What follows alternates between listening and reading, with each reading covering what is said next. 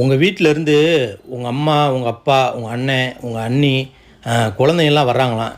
எதுவும் வாங்கணுமா? அவங்க வீட்ல இருந்து யாராவது வந்தா மட்டும் அதை வாங்கு, இதை வாங்கு, அதை செய், இதை செய்யணும் உயிரை வாங்குறாருல. இன்னைக்கு மாட்டினாரு. ஆமாங்க, ஒரு பக்கெட் பிரியாணி வாங்கிக்கோங்க. மட்டன் பிரியாணி. மட்டன் பிரியாணிக்கு முட்டை மட்டும் தான் தருவாங்க. 65 சேர்த்து சொன்னால் தான் நல்லாயிருக்கும். ஆடு அதுவா வந்து மாட்டுது.